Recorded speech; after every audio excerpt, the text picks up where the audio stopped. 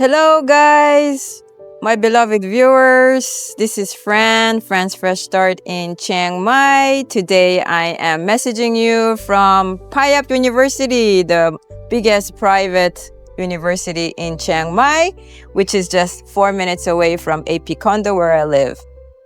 In today's vlog, I would like to talk about something different. The topic is the biggest mistake I made after moving to Chiang Mai. First of all, I would like to acknowledge everyone who's seen my last couple of vlogs, especially the one before. I saw a lot of subscriptions, subscribers, and viewers. Thank you so much. I really appreciate your comments and your attention. If you're new, please subscribe and like and share. So before we begin, I want to say that for all of you newcomers, thank you so much. Really means a lot to me, to my heart. And I'm so happy that you're here, sharing this moment with me. Whether you're dreaming about moving abroad, already living overseas, starting again later in life, or simply curious about life here in Chiang Mai, I hope this channel feels like a warm and honest, genuine place for you. Today, I want to talk about something people don't always tell you about moving to Thailand. Everyone loves talking about what you should do, when you should move to Chiang Mai. They'll tell you about the beautiful cafes, the mountain, the food, the smiling faces, the waterfall, etc., the temples, and the slower than the more peaceful lifestyle. And honestly, they're right. I love living here. But today, I don't want to talk about what I did right. I want to talk about what I got wrong. Because after living here for more than a couple of years, I've realized that my biggest mistakes had nothing to do with choosing the wrong apartment, applying for the wrong visa, or even moving to Thailand in the first place. The biggest mistake I made were the ones I packed inside my suitcase without even realizing it. When I first arrived to Chiang Mai, I genuinely believed I was beginning to completely new chapter, that I was starting a new chapter.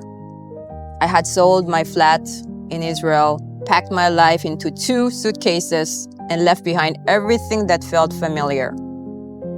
I remember those first few weeks so clearly, walking through the streets, looking up at the mountains, the cafes, the temples, trying new food, smiling at strangers, and thinking, this is it. This is my fresh start. There was something almost magical about those early days. The warm air, the smell of coffee, the sound of scooters passing by, the temples glowing in the afternoon light. It all felt like a film I had finally stepped into. And because everything around me looked different, I thought I would feel different too. That was my first mistake. Mistake number 1, I thought changing my country would change me. I think many of us secretly believe this. We imagine that a new city, a new country, or a new life will somehow transform us overnight. We think we'll wake up happier, more confident, more peaceful, simply because the view outside the window has changed. But the truth is, wherever you go, you will still wake up as yourself. You will still carry your fears. You will still carry your habits. You will still carry your insecurities. You will still carry the emotional wounds you have that you haven't healed yet. A mountain view can comfort you, but it cannot do your inner work for you.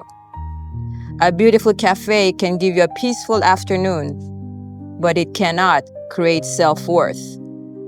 Even paradise cannot rescue you from yourself. That was a painful lesson, but an important one. Thailand wasn't responsible for creating my happiness. Chiang Mai gave me space. It gave me quiet. It gave me beauty. But my happiness was always going to be my responsibility. Chiang Mai didn't fix me. It gave me the stillness to finally see what needed fixing. The second mistake came a little later, once excitement had settled. When you first arrive somewhere new, everything feels like an adventure. But eventually, real life begins, and you wake up, you make coffee, you check your phone, you realize that your old friends are in another time zone, your family is far away, the people who knew your history are no longer nearby. I remember sitting alone in a beautiful cafe one afternoon, surrounded by people chatting, laughing, working on laptops, and I still felt completely alone. It was one of those strange moments where the place is full, but my heart feels empty. So naturally, I wanted connection.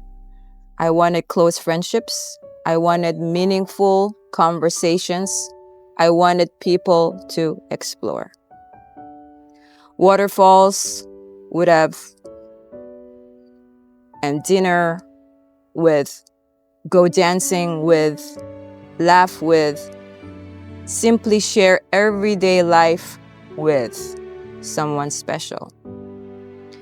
There's absolutely nothing wrong with wanting those things. We're human. We all need connections, right? But slowly I realized something uncomfortable. Mistake number 2, I expected other people to fill the empty spaces in me. I wasn't only looking for friendship. I was looking for someone else to make this new life feel complete. And that is very heavy responsibility to place on another person. No person is responsible. No person can become your home if you don't already feel at home with yourself. I think many of us make this mistake. Whether we move countries or not, we believe the right relationship, the right friendship, group, or the right community will finally make us feel whole. But people are not here to carry our happiness. They're here to share it. Once I stopped expecting other people to rescue me from loneliness, something began to shift.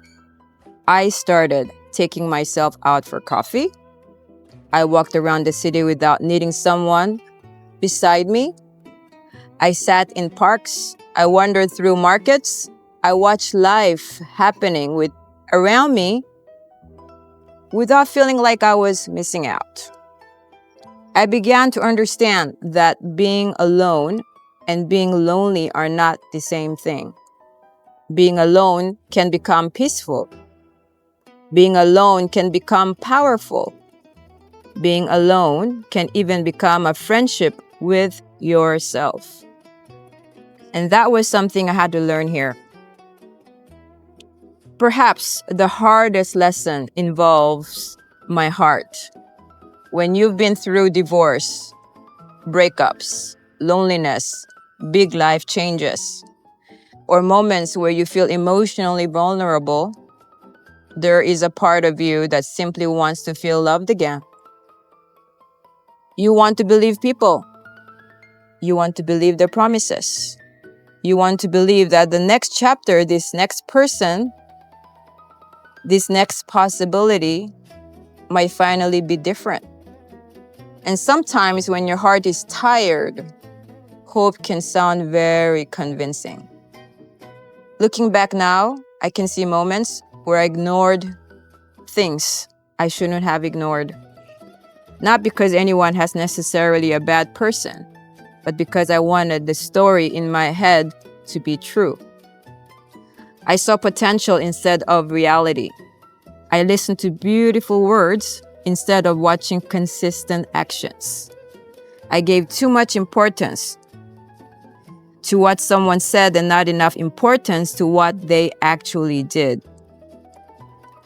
Mistake number 3, I confuse words with proof.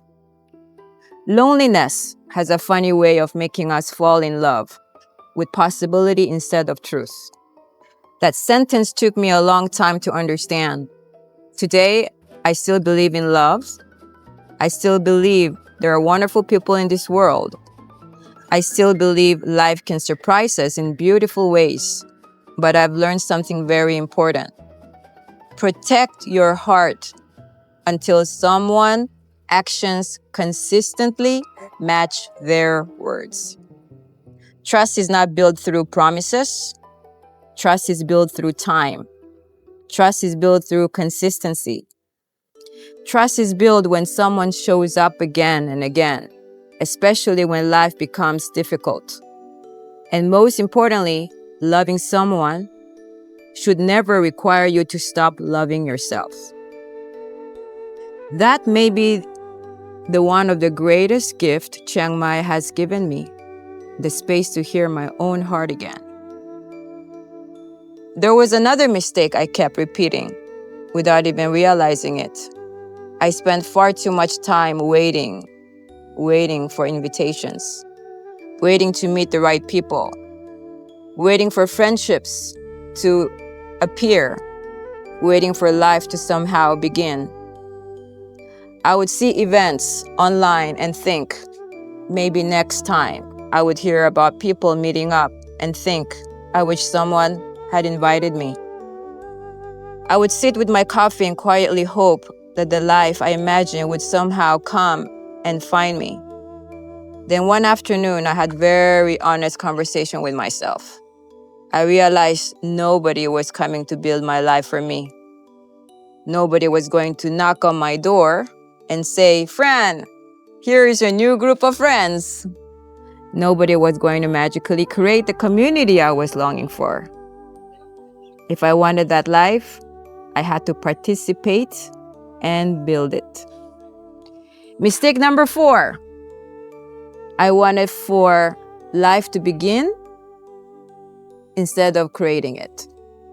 So I stopped waiting. I started saying yes to things that felt uncomfortable.